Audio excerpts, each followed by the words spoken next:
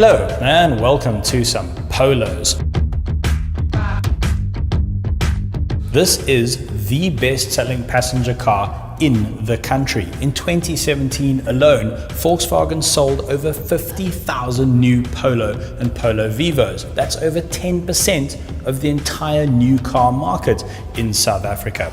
So you're probably wondering what's changed. We've lined up the brand new Polo, which is orange, against the model it replaces, which isn't orange.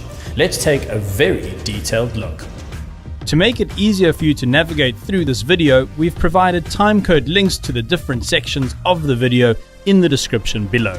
The new Polo is a completely new car from the ground up. Every single panel is new, and when looked at side by side, the differences are stark. Thanks to a new chassis, the newer car is longer, wider, and interestingly, lower in height than the outgoing car, but actually has a roomier cabin and more boot space. The headlights are longer and sleeker and are now available in full LED. The taillights have been pushed right to the edge of the vehicle and are now slightly smaller, which has the effect of making the car look larger. In this video, we're going to spend a lot of time focusing on the interior of the new Polo because it really has changed quite dramatically. The first thing you might notice is that the dashboard, the whole center stack, is angled towards the driver's seat. It really focuses the dash and the instruments on the driver, and it gives it that sort of cockpit feel. And then in terms of general look and feel, it has improved substantially. In terms of design and the quality of materials, well, the old Polo never really felt cheap, but compared to this, it feels about 10 years old. And then there are some really nice customization options. You can change the color of this dash pad, which runs right across the dashboard, and there are also some options when it comes to the design and color of the cloth seats, but keep in mind that at the moment there is no leather option in the Polo. While the old Polo did have a color touchscreen, it was much smaller and the buttons were actually buttons, whereas this looks a lot better because the menu buttons have been integrated into the piano black glass fascia, which looks really good, but in reality is virtually impossible to keep clean. Whichever Polo you buy, it will have a color touchscreen from 6.5 to 8 inches. And although all the screens are very similar, if you want such niceties as maps or Apple CarPlay or Android Auto, you do need to pay extra. In combination with the touchscreen infotainment system, you can order a fully digital instrument screen. It's called Active Info Display, and it's the same system you'll find in the Golf and in the Passat. And it really is quite nice, but at an extra 8,600 Rand, I'm not entirely sure it's worth it, especially because the new dials look pretty good. All Polos come with air conditioning, but if you want it to be automatic, you need to spend an extra 3,700 Rand. And this Highline model has 2 USB ports, but they'll throw in a free one on the entry-level Trendline.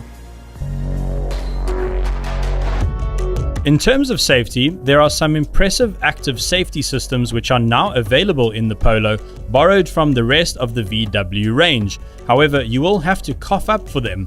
While all Polos now feature driver, passenger and curtain airbags, if you'd like parallel park assist, PDC, rear view camera, blind spot detection and rear traffic alert, you'll have to tick the box for the advanced safety package at an extra 11,750 Rand. In summary, the way the car drives in general has been improved. It's more refined, and on the road the cabin is quieter. For more information, click the link appearing on your screen now to be taken to our full feature review of the new Polo.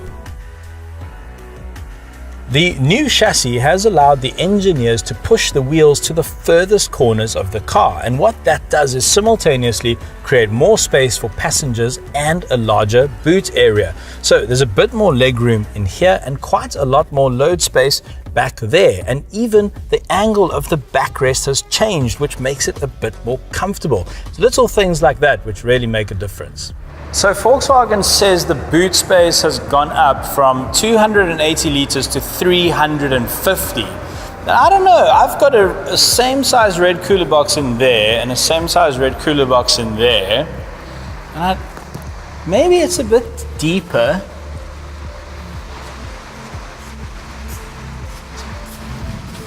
Yeah, it's definitely deeper. and maybe it's a bit wider.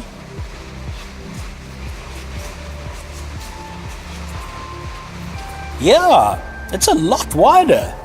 That is definitely a bigger boot.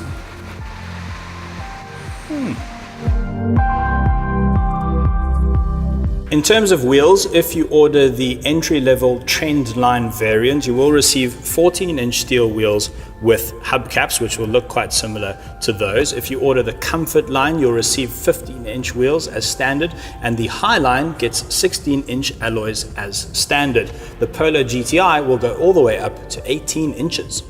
With a 3-year 45,000 kilometer service plan and 3-year 120,000 kilometer warranty, the new Volkswagen Polo doesn't have the best backup in the segment. Those honors belong to the Hyundai i20 and the Opel Corsa coming up closely behind. But South Africans just don't seem to mind.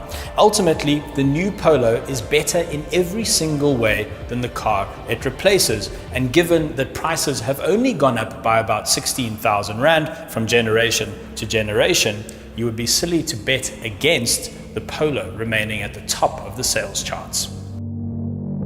Hey, thanks for watching. If you enjoyed that, maybe give it a like, and definitely subscribe to be the first to see our videos as they drop.